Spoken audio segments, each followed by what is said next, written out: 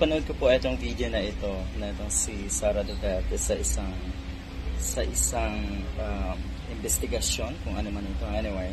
At ito pong si Representative Paul Daza, merong tanong sa kanya. Okay, ito.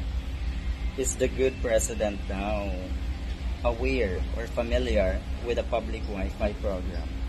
Kung napanood niyo po yung video na yan, mapapatunayan mo talaga, ito yung isang patunay kung gaano kalutang, unprepared lagi sa mga ganitong investigasyon, sa mga ganitong pagdinig, etong si Sara Duterte. Totoo yun.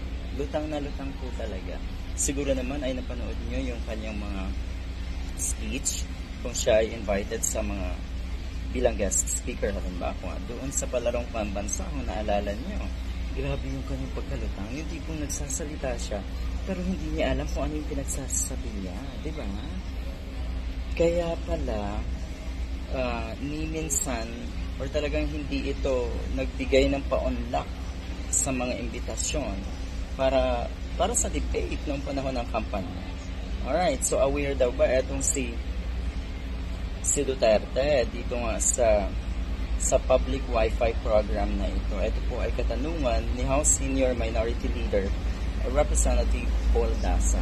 Ang sabi ni Duterte, Madam Chair, yes, it is under the admin. Ayun, dito na siya na nagaralgal, wala na talagang masabi. Ang tagal bago makapag-isip kung ano ang dapat gawin. So you see, wala ka pa mga advisors talaga. Matindi, no? Ang daming escorts, more than 400. Pero talaga, na-overlook mo yung dapat sa mga ganitong pagdinig ay lagi kang handa at natural lamang na paganahin mo yung iyong mga advisors. Diba? So, anong nangyari? Gumawa siya ng yung tipong eksena, nagpatawa pa. Kunwari ay, diba? Ginagawa madalas, informal na lang yung mga ganitong pagdinig para hindi halata. Yung mga katulad kasi natin si Sara Duterte, hindi talaga makasabay. Bakit? Kumpiyansa siya. Diba? Ang kanyang pinanghahawakan ay yung kanyang mga alikores, yung kanyang mga kakampi.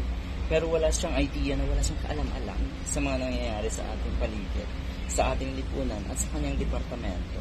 Mantakin nyo, talagang pinasa niya sa undersecretary na puno ay dapat siya talaga ang sumagot. Etong undersecretary na ito. Undersecretary Mempin. Yeah, siya daw ang dapat sumagot dun sa question na yun. Alright, pero direktang tinanong ito dapat sa kanya, kay Sara Duterte, at siya dapat talaga ang sumagot. Yan, ganyan po kalutang itong iniidolo na itong mga pulangaw at syempre ng mga diehard. Okay, tapos ang inunahan yung batukin ng mga name calling at kuno ay pagiging lutang at bobo ay si Atty. Leni Robredo. Kabaliktaran. Kaya pala ginawa nyo yan para una pa lang malagay na sa mindset ng mga kababayan nating uto-uto kung sino ang lutang. Pero ang totoo, itong idolo nyo na ito ang lutang at walang kaalam-alam. Okay?